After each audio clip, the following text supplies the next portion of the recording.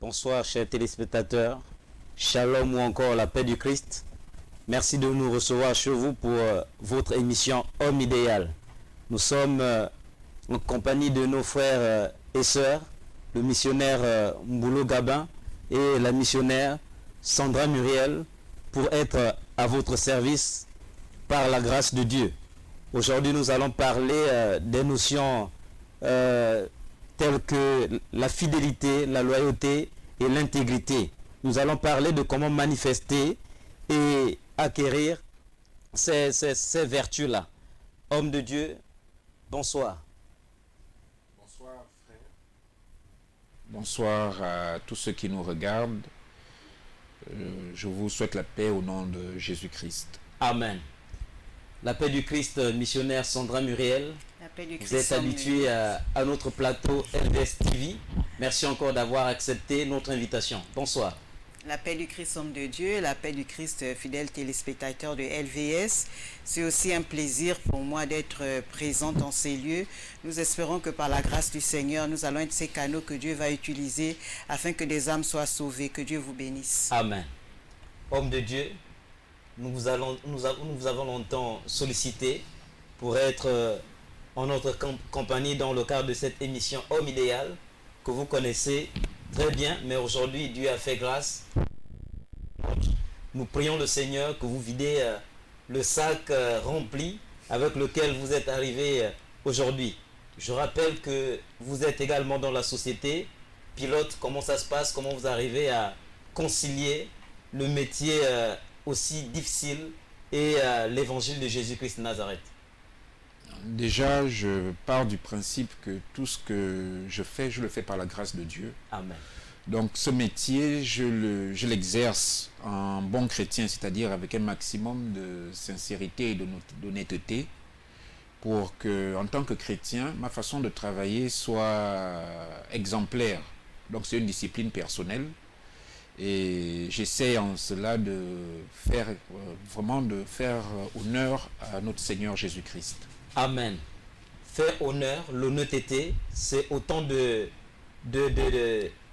sujets, autant d'éléments que nous allons emprunter dans ce thème aujourd'hui. Parlons de ces vertus. Ce sont des vertus. Parlons de la fidélité, la loyauté et de l'intégrité. Comment vous arrivez à les définir? Et puis au passage, j'aimerais poser cette question. Est-ce que ces trois notions-là peuvent être dissociées, sinon elles sont complémentaires? Ou elles sont complémentaires? Allez-y.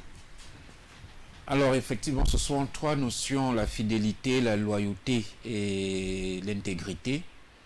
Ce sont trois notions importantes. Importantes pourquoi? Parce que ce sont trois notions qu'on retrouve dans notre Père, dans le Seigneur Jésus-Christ. Amen. Donc ce sont pour nous, puisque nous voulons être des imitateurs de Christ, ce sont pour nous des notions qu'on doit s'approprier, pour que ce ne soit pas simplement des choses dont on parle, mais des choses qu'on vit et des choses qu'on manifeste. La fidélité, l'intégrité et la loyauté. D'accord, merci. Homme de Dieu, ce sont des notions, le missionnaire venait de le dire, des notions ancrées en notre Père, Jésus-Christ de Nazareth. Le dictionnaire biblique définit cette notion de fidélité étant comme une vertu qui est rattachée à la foi. Une vertu qui est rattachée à la foi, elle n'est pas très loin de la loyauté, elle n'est pas très loin de l'intégrité, qui sont certainement une vertu d'honnêteté, une façon exemplaire de se conduire. Qu'est-ce que vous en dites à votre niveau? Merci, homme de Dieu.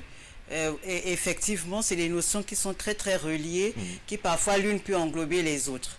Vous avez par exemple la loyauté dans laquelle vous pouvez retrouver la notion d'intégrité, la notion de fidélité, parce que la loyauté en elle-même, c'est un dévouement envers une chose, envers quelqu'un. C'est le marque de la fidélité. En fait, elle regroupe les notions d'intégrité, la mise en pratique des valeurs que l'on puisse retrouver dans l'intégrité. Comme vous venez de le dire tout à l'heure, effectivement, la foi et la fidélité vont de pair parce que, écoutez, vous ne pouvez pas être fidèle à quelque chose en quoi vous n'avez pas foi. Si vous avez foi au Père, c'est normal qu'à un moment donné, vous puissiez mettre à épreuve votre fidélité, votre attachement envers ce Dieu. Donc on peut comprendre que ces notions ne sont pas... On ne peut pas comment on appelle ça, on ne peut pas les séparer. Elles sont complémentaires. Effectivement, elles sont complémentaires parce que si vous voulez parler d'un homme qui peut être intègre, qui peut à la fois qui peut être intègre et sans être loyal, vous allez voir qu'à un moment donné, il va se retrouver dans une situation où il devra faire preuve d'intégrité. Or, s'il n'est pas intègre, il sera difficile pour lui d'être loyal. D'accord. Voilà. Il sera aussi difficile pour lui d'être fidèle en quelque chose parce que par accord de principe, pour des mesures de conservation d'intégrité, d'honneur, de sincérité, il faudra que toutes ces valeurs-là soient en cet homme. Homme avec grand H, bien sûr. Amen. Homme de Dieu, quelles sont des orientations que vous pouvez donner à ces trois notions? Alors, effectivement, quand on parle d'intégrité, on parle du caractère d'un état, l'état de ce qui est entier, de ce qui n'est pas altéré. Et la Bible déclare qu'en Dieu, il n'y a pas une once de variation. Amen. Donc, on voit qu'en Dieu, l'intégrité est présente. D'accord. La fidélité parcourt toute la Bible. Je pense que Dieu a montré sa fidélité en l'homme. Depuis que l'homme a péché, jusque dans le salut, Dieu est présent au quotidien. Donc la fidélité, on ne peut pas dissocier, je dirais que tout ce que Dieu fait, la fidélité est toujours dedans. Dans son amour, il est fidèle. Dans sa miséricorde, il est fidèle parce qu'il est fidèle également à sa parole. La loyauté, comme a dit la missionnaire, la loyauté englobe à elle toute seule plusieurs de ces vertus-là, le dévouement, l'honnêteté, l'intégrité. Maintenant, ce que je voudrais dire, c'est que notre grande difficulté en tant qu'homme, c'est qu'au commencement, après que Adam ait péché, l'Esprit de Dieu s'est éloigné, l'homme s'est éloigné de Dieu. Donc, ce sont ces notions-là qui étaient en Dieu et que Dieu a mis en l'homme, parce que l'homme a été fait à son image, c'est ce que nous dit Genèse. Alors, ces notions-là se sont retrouvées dans une créature qui avait un esprit qui a été dégénéré, puisqu'on parle de régénération de l'esprit, qui avait une âme qui a été également touchée par le péché, donc une âme corrompue, qui avait un corps également qui devenait périssable. Donc, comment un être qui est faible, corruptible, qui a un temps de vie limité, comment peut-il garder des notions qui sont des notions liées à un être qui est éternel? Voici notre difficulté. C'est pour ça que notre travail en tant que chrétien, c'est que une fois que nous avons été régénérés, une fois que l'esprit a été régénéré, que l'âme a été sanctifiée, que le corps est purifié, alors nous devons maintenant nous réapproprier ces qualités comme elles étaient à l'origine. C'est tout un travail. D'accord. Exactement, c'est tout un travail. On reviendra là-dessus pour vous poser la question de savoir est-ce que ces vertus, on ne peut les trouver que chez les chrétiens? On reviendra tout à l'heure. Nous comprenons, homme de Dieu, que Jésus-Christ Nazareth attache du prix à cette vertu. Lorsque nous lisons le livre de Genèse au chapitre 17, le verset 1er, le Seigneur dit à Abraham, permettez-moi missionnaire, si vous pouvez lire ce passage-là. Le Seigneur dit à Abraham, sois intègre et marche devant ma face. Le Seigneur attache du prix à cette vertu-là. Et je crois également que dans nos sociétés, nous attachons du prix à ces vertus. À ces vertus plus que, par exemple, l'acharnement au travail, l'excellence. Pourquoi le Seigneur attache du prix à cette vertu? Encore pourquoi dans nos sociétés, nous attachons du prix à ces vertus alors qu'il y en a d'autres, par exemple, l'excellence, la compétence, le respect. Pourquoi? Alors effectivement, ce ne sont pas des vertus qui sont, comme je disais à l'origine, qui sont propres aux chrétiens. Si ces vertus-là étaient en Dieu et que Dieu a fait l'homme à son image, ça veut dire que normalement ces vertus, on doit pouvoir les retrouver chez les hommes. Vous avez cité le cas du père Abraham. Je citerai également un cas qui est célèbre pour son intégrité, c'est Job. D'accord. Sa grande qualité, c'était l'intégrité devant Dieu. En toute chose, il était intègre. C'est ce que nous dit la Bible. Nous y arriverons pour le cas de Job. Vous avez retrouvé le passage, allez-y rapidement. Genèse au chapitre 17. Il est écrit, nous lisons là, au nom de Jésus. Lorsqu'Abraham fut âgé de 99 ans, l'Éternel apparut à Abraham et lui dit, je suis le Dieu Tout-Puissant, marche devant ma face et sois intègre. Amen. Amen. Amen. Donc, le Seigneur rappelle à Abraham qu'il faudra qu'il soit intègre. Est-ce que avant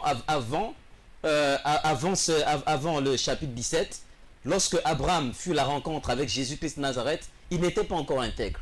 Est-ce qu'on peut se permettre de le dire? Écoutez, lorsque nous lisons, lorsque nous revenons plus en arrière, c'est-à-dire Genèse chapitre 12, oui, à partir de son verset 1, lorsqu'il reçoit l'appel, mais vous voyez bien que Abraham vivait dans un lieu où des cultes, des dieux étrangers étaient adorés, étaient servis. Alors, à ce moment-là, nous ne pouvons pas parler d'Abraham, déjà même par son nom, il s'appelait Abraham. C'est après cet appel, et que lorsque nous sommes à son verset, que Dieu va changer Abraham à Abraham. Alors cela prouve déjà que même au niveau du nom, Dieu voulait inculquer à Abraham certaines valeurs qu'il n'avait pas déjà à l'avance. Ça veut dire que quand il lui demande de quitter ses habitudes, de quitter sa terre, de quitter sa patrie, de quitter sa famille, c'est parce que justement à cet endroit, il n'y avait pas des valeurs qui étaient des valeurs dignes de l'Éternel des armées. Amen. Donc, il faut bien comprendre qu'à ce moment-là, Dieu voulait l'utiliser, mais pour utiliser, parce que la Bible est claire, ceux qui sont enfants de Dieu sont conduits par l'Esprit de Dieu. Dieu faisant foi, il fallait que Abraham soit cet enfant déjà transformé par l'Esprit de Dieu. En cela, va recevoir un ADN spirituel et Dieu pouvait mettre en lui toutes ces valeurs qui sont très chères à notre Dieu. Amen. Homme de Dieu, est-ce à dire que Dieu ne peut pas travailler avec des personnes qui ne sont pas intègres, qui ne sont pas loyales, qui ne sont pas fidèle? Dieu travaille, je veux dire que Dieu travaille avec tout le monde. Maintenant, c'est rester jusqu'à la fin. Comme dit la Bible, que la fin d'une chose vaut mieux que son commencement. C'est rester jusqu'à la fin avec Dieu qui va demander qu'on ait ces qualités-là. Je prendrai le cas de David. Lorsque David tue Uri, David s'éclate de ses valeurs. Lorsque David commet l'adultère, il s'écarte de ses valeurs. Pourtant, Dieu a travaillé avec lui. Mais Dieu nous appelle, comme a dit la missionnaire, Dieu nous appelle à sortir de notre état de pécheur, de notre état d'homme corrompu, pour aller vers justement l'intégrité.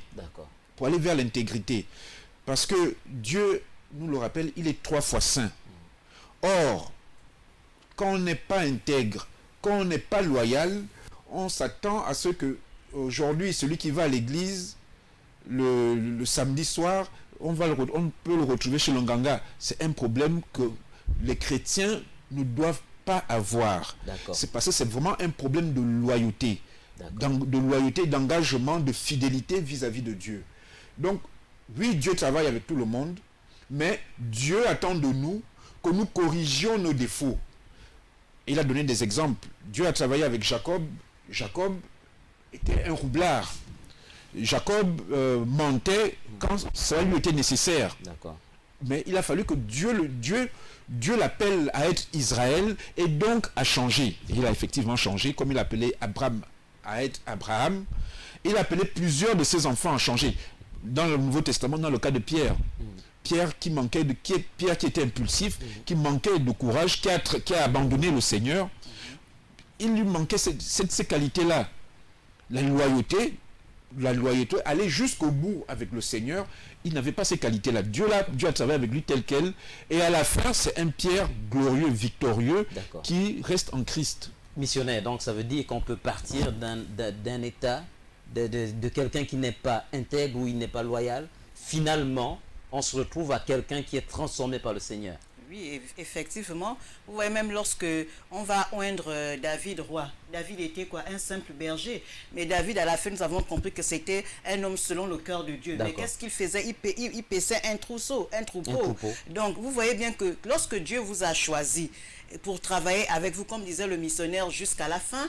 Même si vous sortez de quelque part où des conditions qui ne sont pas réunies, telles que vous avez du mal à imaginer que Dieu peut utiliser cet homme ou cette femme, mais Dieu, comme il est souverain, s'il a choisi, il a fait son choix, de quel que soit de l'endroit où vous vous trouvez, Dieu est capable de vous retirer de là-bas et de faire de vous un homme selon son cœur. D'accord.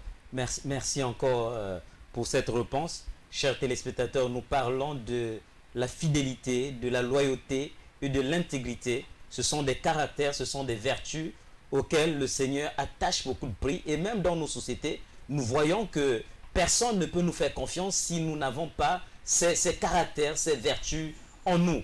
Nous sommes là, par la grâce de Dieu, pour parler de ces caractères, comment les acquérir, comment les manifester, comment se comporter dans la société. Homme de Dieu, comment on peut reconnaître quelqu'un qui est intègre? Sinon, on se dit, dans la société, chacun fait semblant pour acquérir quelque chose, chacun fait semblant pour avoir des privilèges. On l'a vu dans la société. Comment on peut reconnaître concrètement quelqu'un d'intègre ou quelqu'un d'infidèle?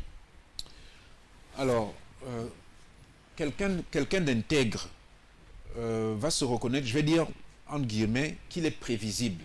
Ça veut dire que on n'attendra pas de lui que pour qu'il fasse 2 poids 2 mesures. On attendra de lui que il exerce dans son métier, qu'il exerce son métier dans la déontologie et en respectant les valeurs morales. C'est comme ça qu'on va déjà commencer par reconnaître quelqu'un d'intègre. On reconnaîtra quelqu'un d'intègre également par la paix qu'il dégage. D'accord. Parce que quand on est intègre, on voit l'actualité politique qui montre que certaines personnes sont poursuivies pour certains faits. Bien, quelqu'un qui est intègre, quelles que soient les tribulations, quels que soient les mouvements sociaux, étant assis sur des valeurs qui sont la vérité, il n'est pas troublé. D'accord. Donc on le reconnaît également par cette paix qu'il a en lui. C'est une paix, comme l'a dit le Christ, c'est une paix que le monde ne peut pas donner. C'est une paix qui vient de Christ parce que il appuie son intégrité, comme je disais tantôt, non plus seulement sur son âme, mais il a une intégrité sur sa spiritualité. D'accord. Donc il est inébranlable. On le reconnaît à ça. Il est inébranlable. Dans son travail, il ne s'écarte pas des règles. Dans son travail, il ne fait pas exception de personne. Donc, pour un chrétien, voilà ce que Dieu lui demande, qu'il ne fasse exception de personne. Amen. Donc, qu'il ne fasse exception de personne. Je disais tout à l'heure comment on reconnaît également quelqu'un qui est infidèle. Est-ce que c'est quelqu'un qui a donné à la trahison, au mensonge, à la déloyauté, à l'abandon de son alliance avec Dieu? Est-ce que c'est autant de caractères qui peuvent nous emmener à comprendre que celui-là, il est infidèle? Exactement, parce que la notion même de fidélité, c'est la constance. C'est le caractère de celui qui ne trahit pas, qui ne trompe pas, qui ne ment pas, que ce soit en relation sentimentale, amicale, professionnelle ou familiale. Alors, lorsque vous avez le contraire, c'est quelqu'un qui est infidèle, comme vous venez de le dire. À ce moment-là, notre Dieu, que ce soit dans la société, que ce soit que ce soit en Christ, lorsque nous sommes infidèles, à ce moment, nous n'avons plus les caractères, nous n'avons plus cette valeur de la fidélité. Ce qui fait que en nous ne pouvons pas reconnaître quelqu'un qui est infidèle, nous le reconnaissons justement par ses actes. Vous allez voir, c'est pour un oui, un non, il va déroger à ses engagements, il ne va pas tenir à ses promesses, il ne va pas tenir à sa parole déjà donnée à l'avance. Vous allez même voir la fidélité, parce que lorsqu'on parle de fidélité, on a souvent tendance à croire que c'est juste au niveau d'un couple, dans la partie sexuelle, mais non. Nous pouvons être infidèles de façon émotionnelle, nous pouvons être infidèles psychologiquement, nous pouvons être infidèles, c'est vrai, dans les sentiments, mais même dans nos devoirs. Que ce soit professionnel, que ce soit conjugaux, que ce soit familiaux, nous pouvons être infidèles lorsque nous manquons à nos devoirs, à nos obligations, à nos engagements. À partir de cet instant, les actes que nous posons nous qualifient soit de fidèles, soit d'infidèles. D'accord. Chers téléspectateurs, les actes que nous posons peuvent faire de nous des personnes fidèles ou infidèles. Et nous venons à cette question, homme de Dieu. Nous avons vu les caractères de Job. Dans Job, au chapitre 1er, le verset 8 également, ces traits de caractère. On nous parlait de l'intégrité, de la droiture, de la crainte de Dieu. Il avait horreur du mal. Quelle est votre lecture là-dessus? je veux dire, je salue vraiment cet exemple qui nous montre que la fidélité, les caractères de Job, fidélité, intégrité, droiture, crainte de l'Éternel, ce sont des caractères que nous n'avions peut-être pas. Mais la Bible nous déclare que l'Esprit de Dieu, nous sommes scellés, l'Esprit de Dieu a été scellé en nous. C'est ce que la Bible nous déclare. Or, l'Esprit de Dieu est caractérisé. Un des aspects de cet Esprit de Dieu, c'est la crainte de l'Éternel. Ça veut dire qu'aujourd'hui, les caractères qui étaient ceux de Job, le chrétien les a en lui par l'Esprit Saint. Maintenant, ce qu'il lui faut, c'est de développer ces caractères. Mais il voit effectivement que ces caractères-là ne nous excluent pas des difficultés. Mais ces caractères nous permettent effectivement de franchir les obstacles comme Job les a franchis. D'accord. Amen. Servante de l'Éternel, le caractère de Job, la patience que Job a développée, l'intégrité et la droiture qu'il a développée, la crainte de Dieu, l'horreur du mal. C'est ce qui fait de Job ou encore de certains chrétiens des personnes intègres ou encore fidèles. Est-ce que de nos jours, on en trouve ou encore si nous ne sommes pas chrétiens ou encore nous le sommes, on reconnaît en chacun d'entre nous ces caractères même à l'église. Merci, homme de Dieu. Effectivement, parce que même Éphésiens 5, à partir du verset 1, dit devenez des imitateurs de Christ. Effectivement, en notre Père, Christ est le modèle parfait de l'intégrité, de la perfection. Alors, si nous sommes des enfants de Dieu, effectivement, en nous, Dieu va déverser son esprit. Et quand vous avez le livre de Galates, chapitre 5, vous allez voir que le fruit de l'esprit qui est un package se retrouve cette fois-ci dans cet enfant de Dieu. Job avait toutes ces valeurs. Oui, justement. Je veux bien. Job connaissait Dieu. Job exactement, parce qu'il avait la crainte de Dieu. Il avait la crainte de Dieu. Mais parlons des personnes qui ne connaissent pas Dieu, qui entendent parler de Dieu actuellement, qui nous suivent pour la première fois à l'émission Homme Idéal. On les parle de l'intégrité, de la loyauté. Comment est-ce possible? Comment ils vont acquérir cela?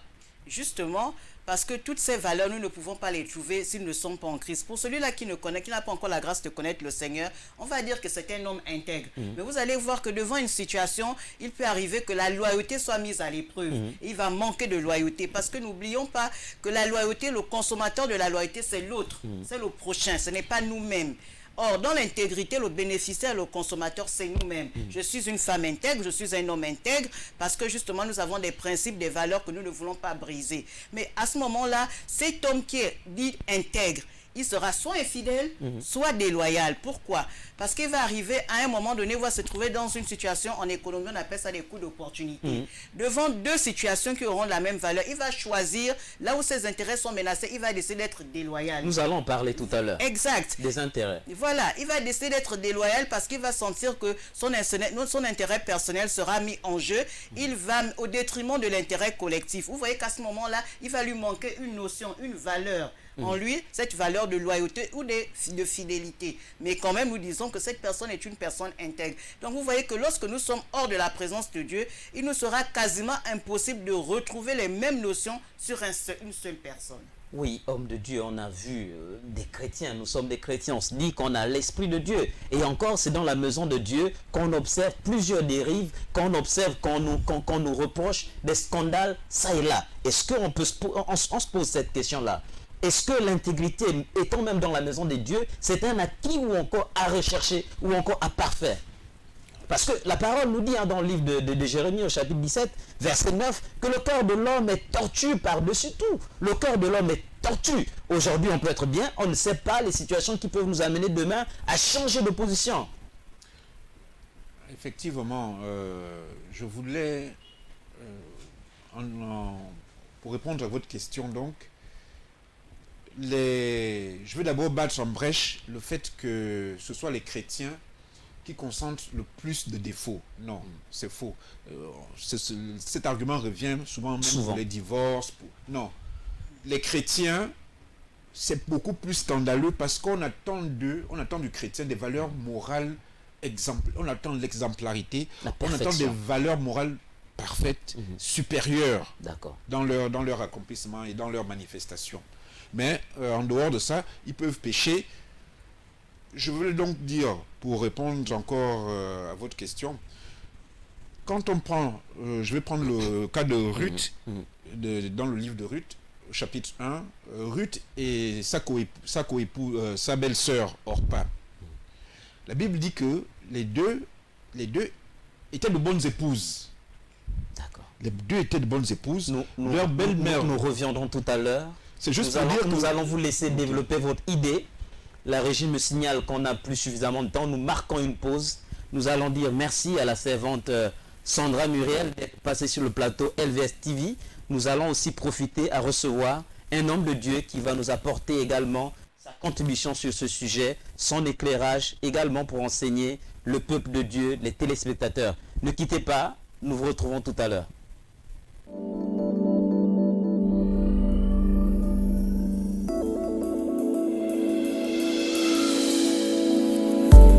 LVS TV.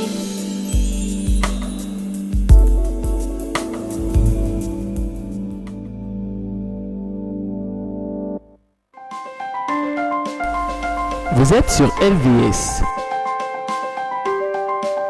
Vous êtes opérateur économique, entité religieuse ou particulier. Vous souhaitez faire promouvoir votre produit, votre société, votre environnement ou vos capacités. LVS est la télévision qu'il vous faut pour toutes vos publicités, annonces, messages et communiqués. Le meilleur impact de votre publicité promotionnelle ne peut se faire que chez nous. Pour nous contacter, c'est simple. Composez le 01 77 23 73 ou le 06 83 00 26. La meilleure publicité promotionnelle, c'est sur LVS. LVS, sauvons nos âmes.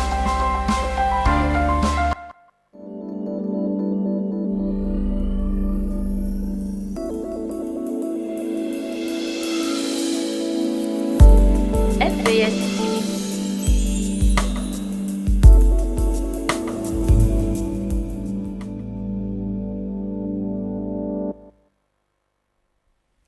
Nous sommes de retour sur le plateau de LVS TV pour vous présenter votre émission Homme idéal.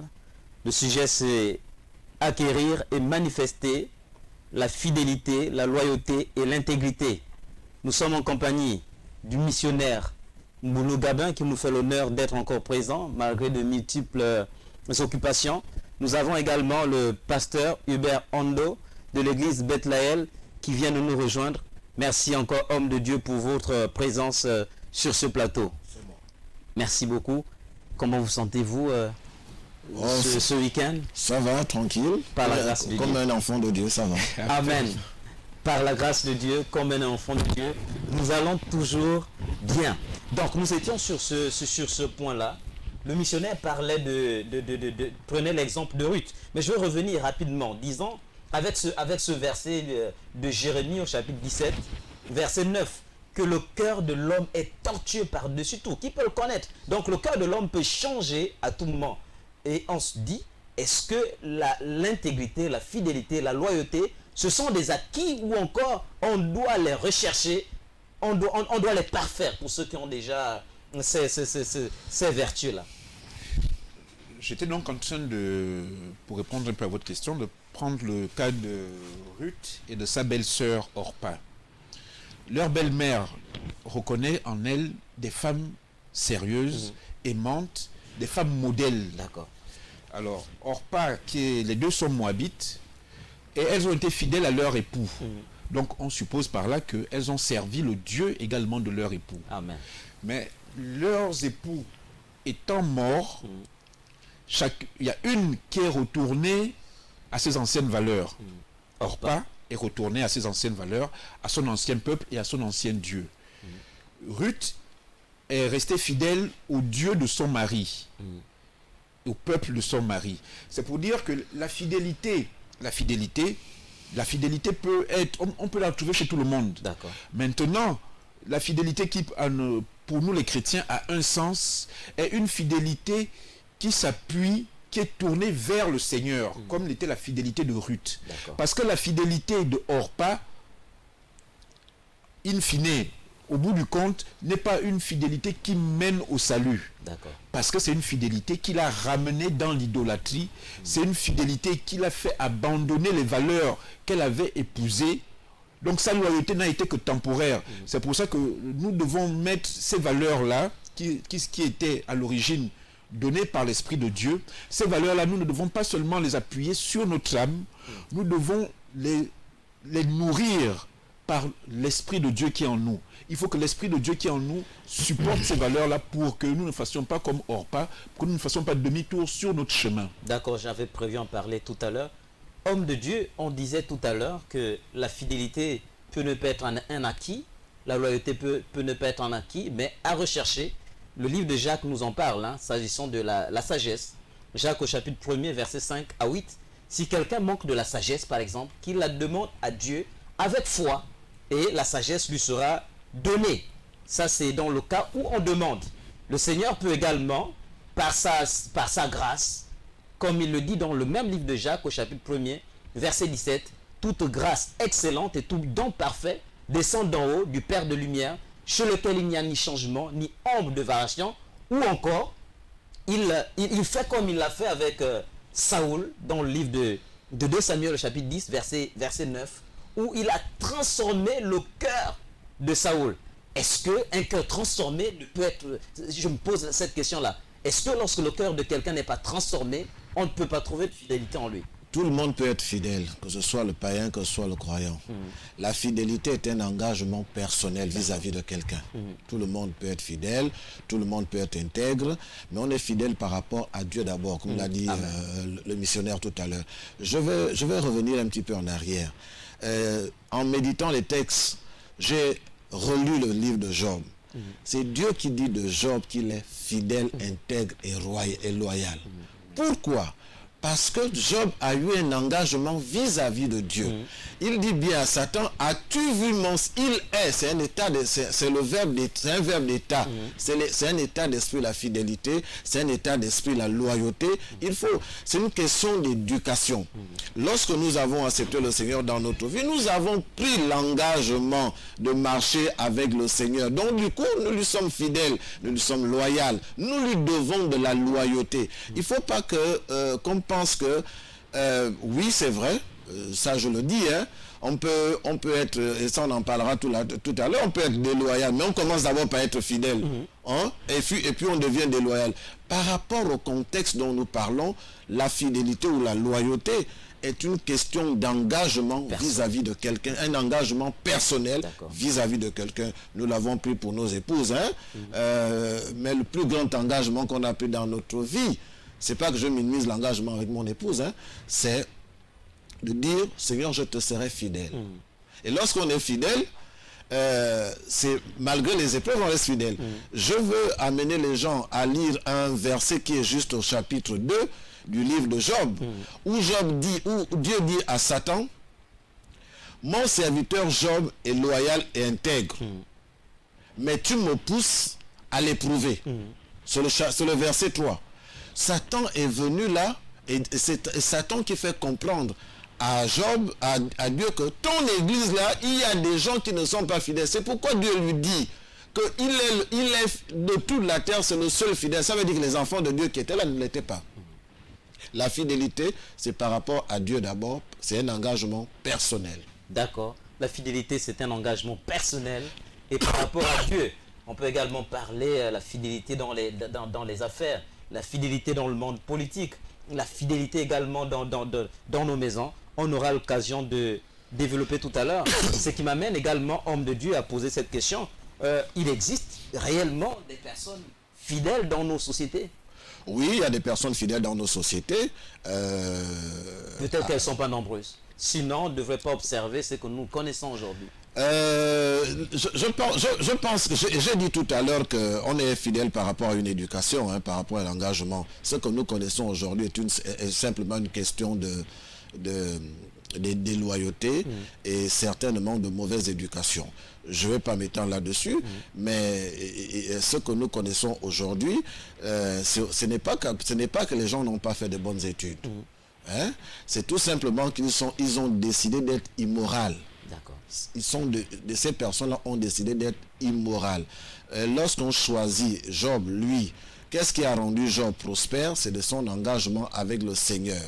La Bible nous dit que lorsque ses fils et ses filles allaient s'amuser, faire des repas, Job, le lendemain, faisait un sacrifice pour se sanctifier. Donc, il se disait, peut-être que mes enfants ont commis un péché.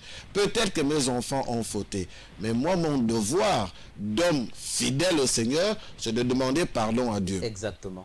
Le problème que nous avons dans nos sociétés, c'est que les gens ont séparé la fidélité. Ils ont eu une idée de la fidélité. Alors, je prends un exemple simple. Quelqu'un peut se dire, je peux être un bon gestionnaire d'argent et être infidèle à sa femme. Il n'est pas fidèle. Donc la fidélité, c'est dans tous les domaines de notre vie. Tous les domaines de notre vie. Missionnaire, excusez-moi, homme de Dieu, est-ce possible d'être fidèle dans tous les domaines de notre vie? Sinon, on a vu des personnes par motif d'intérêt. Certainement, Ruth ne l'a pas... Ruth, contrairement à Orpa, ne l'a pas expérimenté. On a vu également Job perdre de ses intérêts. Les intérêts, peut-être, les intérêts en nature, disons, du matériel, du bétail et autres. On a vu également qu'il a perdu sa santé. Le Seigneur l'a éprouvé. Mais il y a d'autres personnes qui viennent simplement pour des intérêts. Ils font semblant d'être fidèles. Qu'est-ce que vous en dites à ce sujet-là? Comme l'a souligné le pasteur, si la fidélité est un trait de caractère, on est fidèle en toutes choses. Si la fidélité n'est pas un trait de caractère, ça devient une fidélité par opportunité. Là, on ne peut pas dire qu'on est fidèle. Il y a d'autres mots dans le langage professionnel pour qualifier. On va parler de rigueur. Voilà, on est intéressé, on sait faire telle ou telle tâche, mais à ce moment-là, la fidélité n'est pas un caractère. La fidélité n'est pas un caractère. Malheureusement,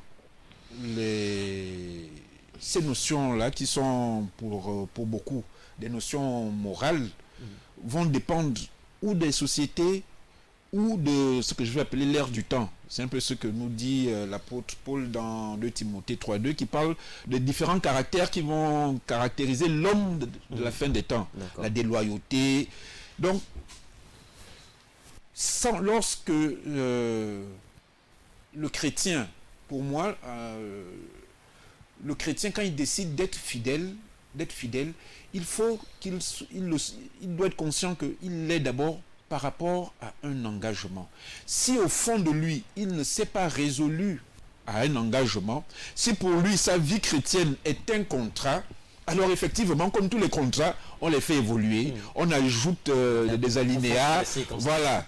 Mais je rappelle seulement que en Dieu, ce n'est pas un contrat, c'est une alliance. Ce qui veut dire que l'alliance n'a de sens que si on y est fidèle. D'accord. L'alliance n'a de sens que si on est fidèle. Homme de Dieu, nous voulons bâtir une église forte. Nous voulons une église exemplaire qui ne sera pas blâmée. Comment amener les fidèles, vos fidèles, les brebis de Dieu, les âmes de Dieu à intégrer ces vertus, à avoir ces vertus? Comment amener? Parce qu'on a vu dans l'église des personnes qui arrivent pour un rien, je me retire pour un rien, j'ai été offusqué pour un rien, je n'ai pas été suivi pour un rien. Des personnes se retirent. Comment amener l'église à faire des personnes, à faire de ces âmes des personnes loyales ou encore intègres? Le livre de Job, sinon l'histoire de Job est la parfaite illustration, le parfait exemple. L'histoire de Job, la catastrophe de Job a duré plus de 20 ans. Nous, quand nous avons une petite épreuve, nous commençons à vouloir renier le Seigneur, on commence à abandonner nos assemblées, on commence même à pointer du doigt le prochain. Comment bâtir une église forte avec des gens fidèles? Moi, je dis aux gens qu'ils sont d'abord fidèles par rapport à Dieu. Ils ne sont pas fidèles par rapport au pasteur, par rapport à telle ou telle personne. Ils sont fidèles par rapport à Dieu. Et ça, quand on regarde bien l'histoire de Job, il est bien dit que Job craignait Dieu. Job craignait Dieu. il ne faisait pas ce que faisaient les autres fils de Dieu. Puisque c'est quand même une église. La Bible dit que les fils de Dieu se sont réunis. On dira que c'est une église. Mais pourquoi Dieu distingue Job? Parce que Dieu dit de Job, la première chose que Dieu dit de Job, c'est il craint Dieu. L'intérêt de Dieu d'abord. C'est ce qui a fait que quand Job est éprouvé, et laissez-moi vous dire que perdre ses enfants, c'est plus que perdre des agneaux ou des bétails. Perdre toute sa famille, se retrouver seul, et après se retrouver avec des ulcères où vous ne pouvez pas les soigner. Job a dit, je ne vais pas renier mon Dieu. Il m'a donné, j'ai eu, c'est bien. La femme l'avait encouragé également. La dans femme cette a voie. poussé Job Maudit à Dieu renier, et meurt. maudit ton Dieu. Est-ce que permettez-moi l'expression, c'est une version que j'adore. Maudit ton Dieu et dégage. Vous comprenez? Ça veut dire que pour elle, termine avec cette histoire-là, moi j'ai envie de mener ma vie. Elle décidait de ne pas être fidèle à Job. Elle a pris l'engagement de ne pas être fidèle à Job. Elle fut écartée. Mais bâtir une église intègre suppose que nous avons, comme l'a dit tout à l'heure l'évangéliste, nous avons en nous la notion de l'intégrité. Intégrité veut dire droit. D'accord. Homme de Dieu, je reviens tout à l'heure vers vous, serviteur de Dieu. Job a été éprouvé. On a vu également comment Ruth a été éprouvée et elle n'a pas. On voit par la suite qu'elle n'a pas suivi Naomi à cause des intérêts, puisque quand on lit Ruth au chapitre 1er, à partir du verset 5 jusqu'au même verset 17, on voit qu'elle a perdu son mari. Ça veut dire qu'elle n'a plus d'intérêt. Son intérêt, c'était de rester dans son peuple. Rappelons que Ruth était moabite. Elle a perdu ses intérêts. C'est la même chose avec Job. Il a perdu tous ses intérêts. Il n'a pas renié Dieu. Et nous, à l'église, puisque nous voulons bâtir une église solide, une église conduite par le Saint-Esprit, une église qui impacte, parce qu'on se rend compte que de nos jours, l'église n'impacte plus. On se dit, on croirait que l'église a perdu le Saint-Esprit, parce que l'église dans les nations n'impacte plus. Comment on peut faire? Je reviens sur cette question, certainement l'homme de Dieu l'avait déjà répondu. Comment on peut faire pour avoir des personnes intègres, des personnes dévouées, sinon engagées pour la cause de Dieu? Est-ce que les épreuves ne sont pas également des moyens pour distinguer ces personnes? Combien même on dit, on reconnaît là par ses fruits, mais on peut être également trompé à ce niveau-là. Les épreuves, effectivement, permettent de faire le tri. De faire le tri et que chacun fasse le point par rapport à son propre engagement. Les épreuves sont une chose qui permettent effectivement de manifester, à chacun de prouver la valeur de son engagement, la profondeur de son engagement. Mais je dirais également que, là je reprends le cas de Job, Job 31, Job dit un de ses secrets. Il dit, j'ai fait un pacte avec mes yeux. Ça veut dire que voici quelqu'un, pour asseoir sa fidélité, il se discipline. Il décide que, voilà, pour être fidèle, pour ne pas me disperser, je m'interdis certaines choses. Donc il faut aussi la discipline, il faut parvenir à la fidélité ou à l'intégrité. Il faut s'engager, il faut être discipliné. Quand on regarde Job, on a l'impression qu'il n'a jamais eu d'épreuve. Parce que la vie qu'il avait au début, c'est le même comportement qu'il a à la fin. On se demande à quel moment étaient les épreuves. Parce qu'il a des habitudes, ce que les professionnels appellent une routine. Il a une routine de vie qui est saine. Il a une discipline de vie qui est remarquable. Et il en donne les secrets. Il en donne les secrets. La crainte de l'Éternel est un secret. Les efforts personnels, la discipline personnelle. Et je dirais également que une chose qui est importante, c'est l'enseignement. On ne peut pas parler de fidélité, de loyauté, d'intégrité, si on ne sait pas ce que ça veut dire. Or, beaucoup ne savent pas déjà ce que sous-entendait leur baptême. Donc, quand on va leur parler de fidélité, on va dire, mais la fidélité, c'est quoi? Je suis fidèle à ma femme. Non, il faut leur dire ce que c'est la fidélité. Comme a dit le pasteur, on risque de croire que la fidélité, c'est seulement dans un pan de sa vie. Non, la fidélité, c'est tous les domaines de notre vie. Parce que c'est un trait de caractère. Mais pour ça, on a vraiment besoin d'être enseigné. on a besoin d'avoir une discipline individuelle forte, on a besoin de s'engager, on a besoin de comprendre qu'on n'est pas dans un contrat, on est dans une alliance que Dieu veut donc éternelle.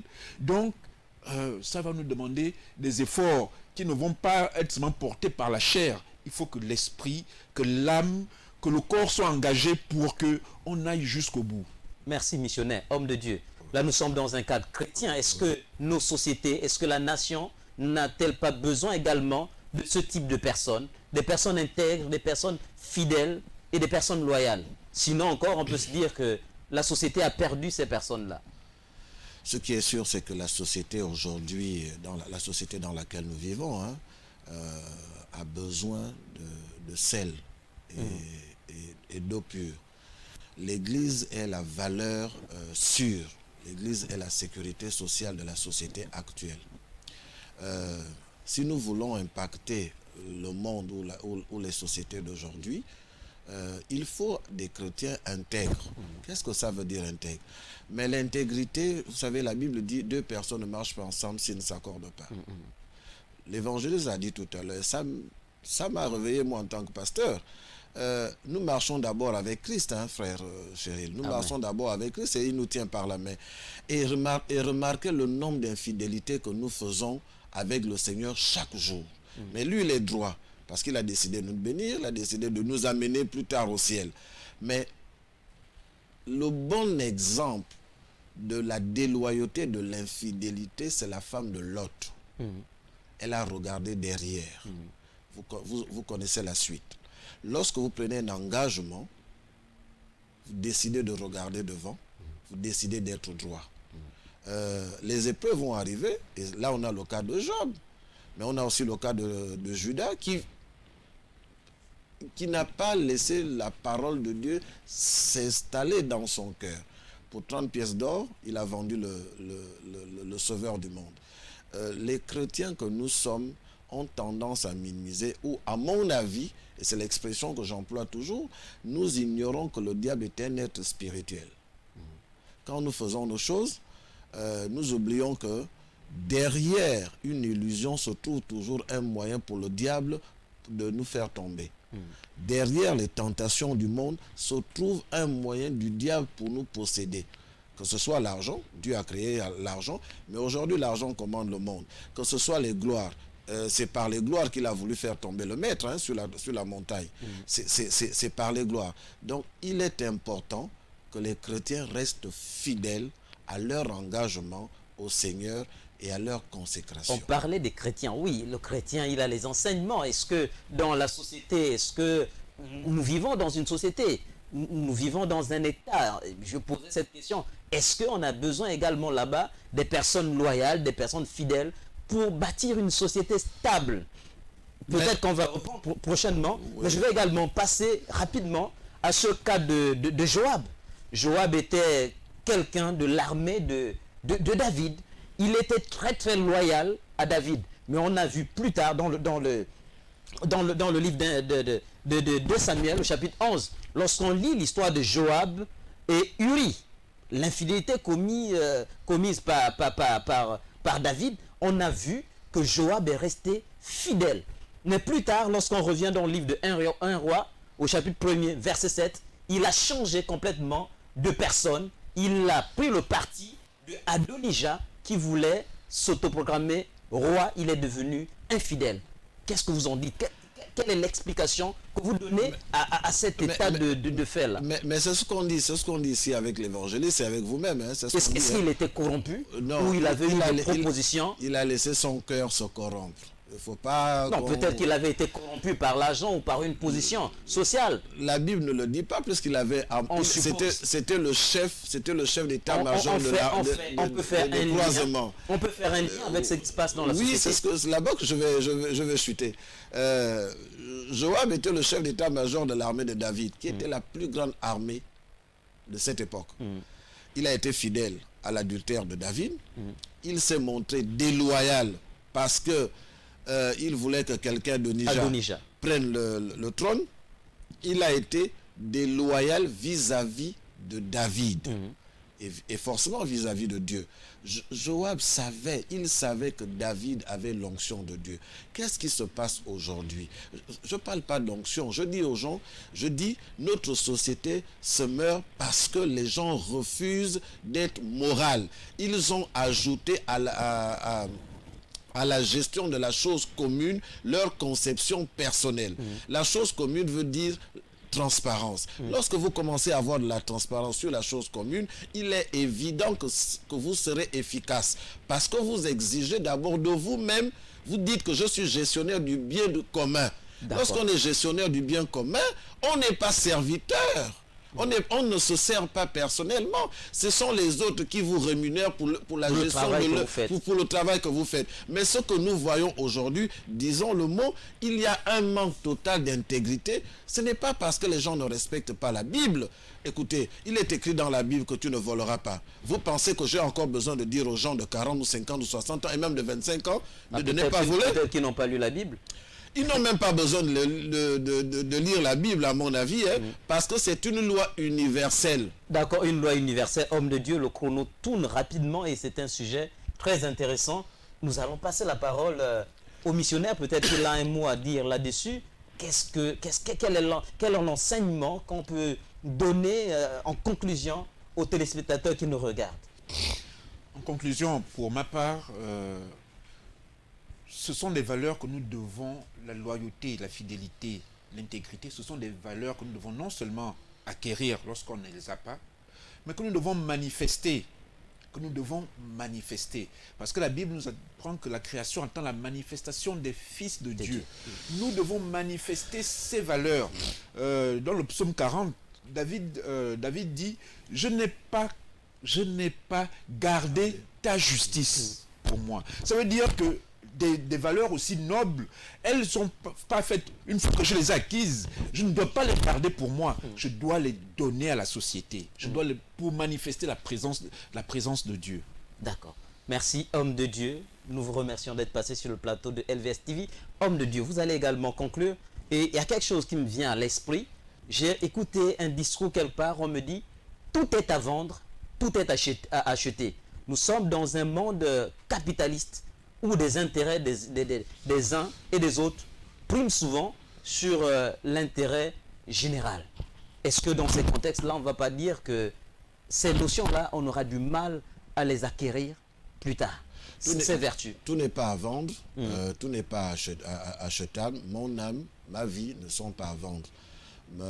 Mon choix de servir Dieu et d'être intègre au niveau de mon travail, au niveau de la société, ne sont pas achetables.